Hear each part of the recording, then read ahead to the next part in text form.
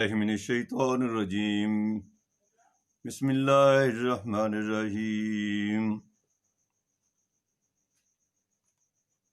یا ایہا الناس اعبدوا ربکم الذی خلقکم والذین من قبلکم لعلکم تتقون الذي جعل لكم الأرض فراشا والسماء بناء الذي جعل لكم الأرض فراشا والسماء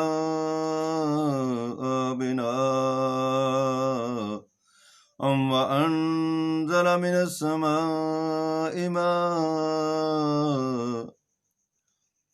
السماء ماء فأخرج به من الثمرات رزقا لكم فلا تجعلوا لله أندادا وأنتم تعلمون صدق الله العظيم رب اشرح لي صدري ويسر لي امري واحلل عقدة من لساني يفقهوا قولي اللهم صل على محمد وعلى آل محمد وأصحاب محمد اجمعین۔ حضرات، جیسا کہ عرض کیا گیا ہے کہ مذہب کے نام پر سب سے بڑا دھوکہ ہوا ہے۔ اس سے قبل ہم اللہ تبارک تعالیٰ کی کلام پاک سے یہ بات سمجھ چکے ہیں کہ اللہ تبارک تعالیٰ نے انسان کو، بنی آدم کو زمین میں خلیفہ بنانے کا جب ارادہ کیا تو فرشتوں سے گفتگو کی۔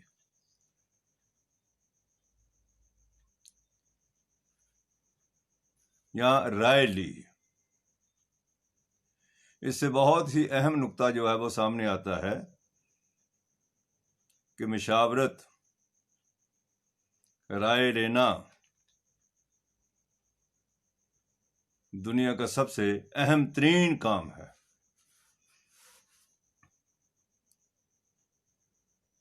مشاورت کے بغیر کائنات کا نظام اللہ تبارک تعالیٰ تو چلا سکتے ہیں، اس کے علاوہ اور کوئی نہیں چلا سکتا، لیکن اللہ تبارک تعالیٰ نے بھی فرشتوں سے مشاورت کی۔ اس کے بعد بنی آدم کو خلیفہ بنایا، اسے علم عطا فرمایا، جنت میں رہنے کے لیے جگہ عطا فرمایا جو جی چاہے کھاؤ پیو، جیسے جی چاہے رہو، لیکن اس ایک درخت کے پاس نہ جانا۔ اسی پر شیطان نے گمراہ کیا اور وہاں سے زمین پر آ گئے، اور زمین میں آنے کے بعد بھی اللہ تبارک تعالیٰ نے فرمایا کہ میں تمہیں بے یار و مددگار نہیں چھوڑوں گا، تمہیں ہدایت کا سلسلہ جو ہے وہ جاری رکھوں گا اور تمہیں ہدایت دیتا رہوں گا، لیکن جو میری ہدایت پر عمل کرے گا وہ کامیاب، اور جو عمل نہیں کرے گا ناکام۔ یہ کامیابی اور یہ ناکامی علماء، پنڈتوں، پادریوں نے یہاں سے اٹھا کر کے کہ دنیا کی کامیابی اور ناکامی جو ہے، یہ تو دنیا تو مردار ہے، اس کو چھوڑ کو، یہ صرف وڈیروں کے لیے رہنے دو، سیاستدانوں کے لیے رہنے دو، حکمرانوں کے لیے رہنے دو، بالا تر طبقے کے لیے رہنے دو، یہ مردار ہے، اگلے جہان جنت مل جائے گی۔ چونکہ ہمارے علماء نے خود قرآن حکیم پڑھا نہیں، اس کے پیغام اور اس کی حکمت اور فلسفے کو سمجھا نہیں، لہذا دنیا مردار کر کے عام آدمی کو محکومی پر مطمئن کیا۔ ہندوؤں نے عام آدمی کو مطمئن کیا کہ برہمن بالاتر ہیں اور شودر جو ہیں وہ کمتر ہیں، لہذا برہمنوں کی خدمت کرنا باقی سب انسانوں کے، ہندوؤں کے ذمے ہے۔ یہاں ہمارے ہاں بالاتر طبقات بنائے ہیں، سید ہیں، عوان ہے، چودھری ہیں، جٹ ہیں، باقی تیلی موچی کمی ہے۔ قرآن حکیم کے نزدیک، اللہ تعالیٰ کے نزدیک یہ تقسیم بالکل نہیں ہے، یہ غیر اسلامی اور غیر قرآنی تعلیم ہے، سب برابر ہیں۔ لہذا حکم ہوا کہ زمین میں اتر جاؤ، زمین میں پہنچ گئے تو جو ہی میری ہدایت آئے اس پر عمل کرو، کامیاب رہو گے، اور کامیابی دنیا کے اندر ہوگی۔ مَنْ عَمِلَ صَالِحًا فَلَنُحْيِيَنَّهُ حَيَاةً طَيِّبَةً، تمہیں اچھی زندگی عطا کریں گے دنیا کے اندر۔ ربنا آتنا فی الدنیا حسنہ وفی الآخرۃ حسنہ، دنیا کے اندر اچھی زندگی، اس کی دعا مانگو۔ تو پہلا حکم جو اللہ تبارک تعالیٰ نے نازل فرمایا، یا ایھا الناس، اے لوگو، اعبدوا ربکم، اپنے رب کی عبادت کرو۔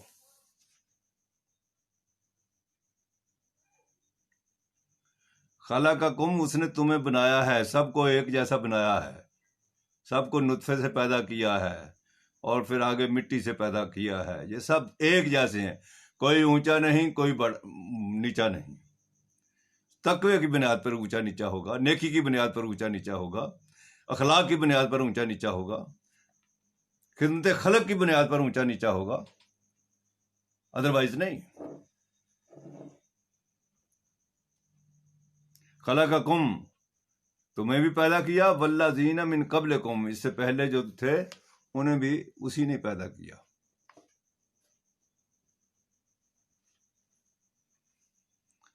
لعلکم تتقون، عبادت کرو، بندگی کرو تاکہ تم تقوی والے بن جاؤ۔ عبادت کا ہم نے مفہوم بہت مختصر سا بیان کیا ہے، ہمارے علماء صرف اتنی ہی بات کوئی بات سمجھتے ہیں، نماز پڑھ لی، روزہ رکھ لیا، حج کر لیا، بڑا عبادت گزار ہے، بڑی اچھی نمازیں پڑھتا ہے۔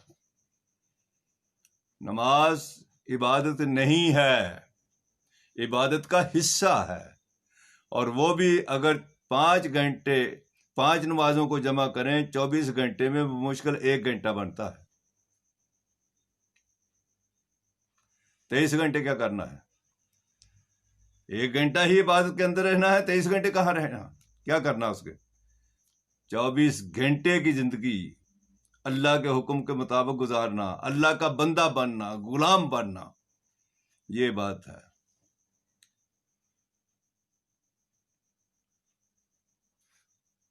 بلکہ سجدہ جو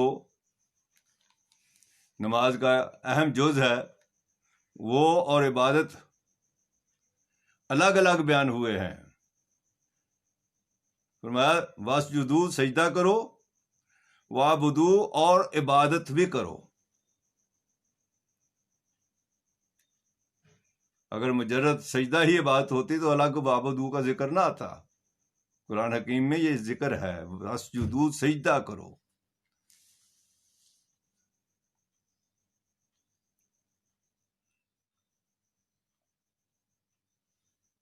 تو گویا کہ اللہ کے حکم کے تابع رہنا، وعبدوا، اور فرمایا تاکہ تم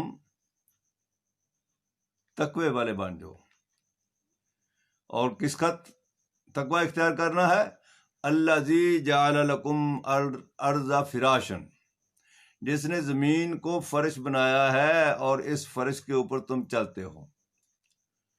اگر زمین جو ہے فرش نہ بنائی ہو تو اس پر چل نہ سکو، دلدل ہی بنا دی جائے، کیسے چلو گے؟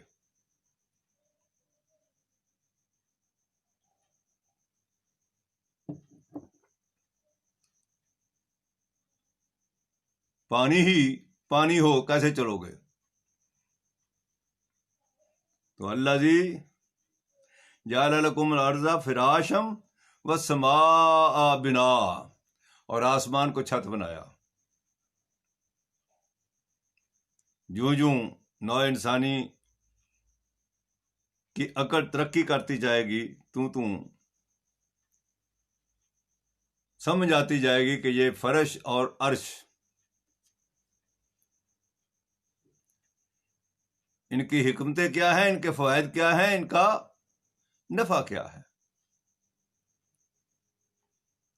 آج ہمیں جتنا معلوم ہے وہ یہ کہ زمین ہے، اس کے اندر سے اللہ تعالیٰ نے کھانے پینے کے لیے اناج پیدا کیے، اسی کے اوپر جانور ہیں جو ہم کھاتے ہیں، آسمان ہے، سورج ہے، چاند ہے، اس سے روشنی حاصل کرتے ہیں. ابھی انسانیت اسی مقام پر پہنچی ہے. انسانیت پہنچے گی اس مقام تک، قیامت نہیں آئے گی جب تک اس مقام تک نہیں پہنچ جائے کہ اللہ تبارک تعالیٰ جو ہے وہ ہر شے تمہارے سامنے کر دے. قرآن مجید کی آیت ہے وَسَنُرِيهِمْ آيَاتِنَا فِي الْآفَاقِ وَالْأَنفُسِ حَتَّى يَتَبَيَّنَ لَهُمُ الْحَقُّ حَتَّى يَتَبَيَّنَ أَنَّهُ الْحَقُّ. ہمیں کم ہمت بنانے کے لیے، کم ظرف بنانے کے لیے مولوی نے کہا قیامت آ گئی 14ویں صدی، اس سے بھی کئی آگے نکل گئے ہم. ان کی عقل کا ماتم اگر کریں، لاؤڈ سپیکر موبائل حرام تھے ان کے نزدیک، اب سب اس کے بغیر گزارا نہیں. تو فرمایا آسمان بنایا، انزل من السماء مان، وہاں سے پانی نکالا، وہی نکالتا ہے. لہذا بندہ کس کا بننا ہے؟ اس کا. اس کے علاوہ کسی کے بندہ نہیں بننا. رب وہ ہے، خالق وہ ہے، مالک وہ ہے، رب وہ ہے.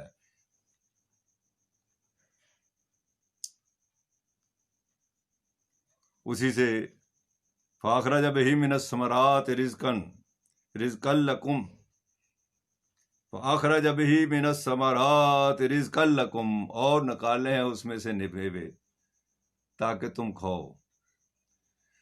فرمایا اتنی تمہارے لیے نعمتیں کوئی اور تو دے نہیں رہا، اور نہ ہی کسی نے یہ دعویٰ بھی کیا ہے.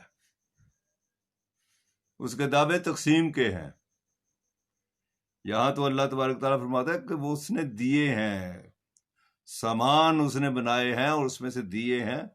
لہذا فلا تجعلوا للہ، اس کے مد مقابل کسی کو نہیں ماننا. اللہ کے ساتھ کسی کو شریک نہیں کرنا کہ یہ بھی دینے والا ہے، یہ بھی کرنے والا ہے. وہ رب میری شاہ رگ سے بھی زیادہ قریب ہے مجھ سے.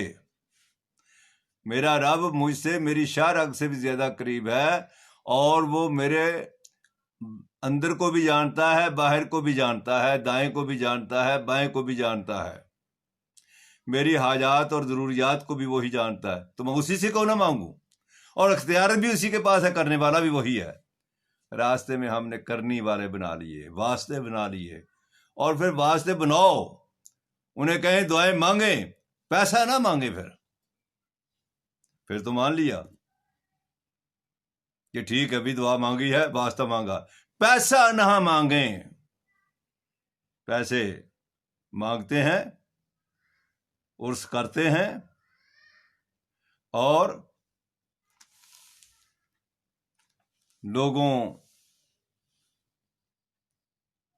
کو غلام بنا رکھا ہے. اور کیا کچھ کرتے ہیں وہ اخبارات میں بھی آ رہا ہے، ٹی وی میں بھی آ رہا ہے، سرے عام دیکھ لیں.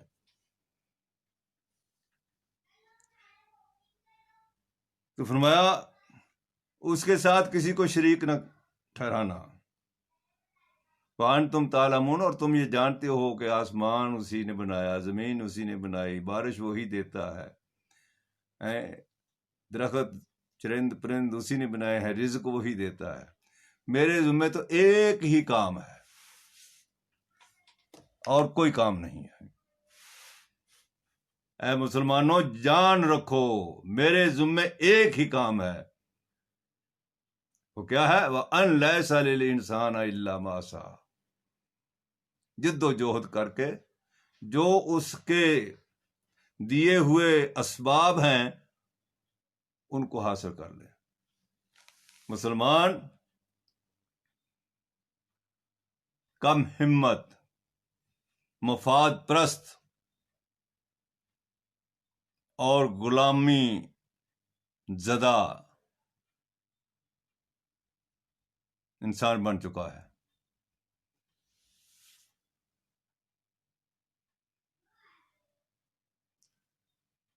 ہندو ذات پات کی وجہ سے ایک گروہ کو نیچے اور ایک بالا تر، یہ جو ظلم ہے، ایک گروہ ظلم کرتا ہے، ایک گروہ ظلم سہتا ہے۔ ظلم سہنے والے بھی اللہ کے نزدیک وہ بھی ظالم ہیں۔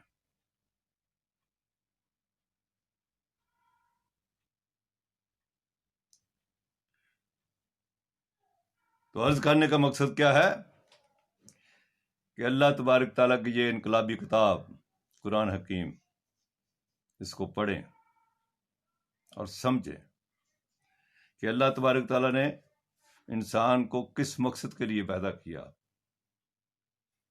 اور اس میں ہمارے شاطر قسم کے مولوی ہیں، علماء ہیں، پنڈت ہیں، پادری ہیں، انہوں نے قوم کو گمراہ کیا اور دھوکہ دے کر کے کوئی ہندو بنا دیے، کوئی یہودی بنا دیے، کوئی عیسائی بنا دیے، کوئی مسلمان بنا دیے۔ اللہ نے تو ایک ہی دین دیا اور ایک ہی ماں باپ سے پیدا کیا۔ یہ سب دین کے نام پر سب سے بڑا دھوکہ دین کے نام پر کیا گیا، مذہب کے نام پر کیا گیا۔ آئیے ہم اس کو سمجھیں، اپنی اپنی، چاہے ہندو جو ہیں وہ ویدوں سے سمجھیں، پتہ چل جائے گا کہ اللہ ہی ایک ہے۔ ایکم ایوم ادیتم نے ادیتم میں ایک ہی ہے، دوسرا نہیں۔ تو وہی دیتا ہے ہمیں، وہی کھلاتا ہے ہمیں، وہی رب ہے، اور دنیا کے اندر کوئی رب نہیں۔ مجھے اللہ تعالیٰ اور آپ کو بھی اس بات کی توفیق عطا فرمائے کہ سوائے اللہ تعالیٰ کے اور کسی کو رب نہ بنائیں۔ وآخر دعوانا ان الحمد للہ رب العالمین۔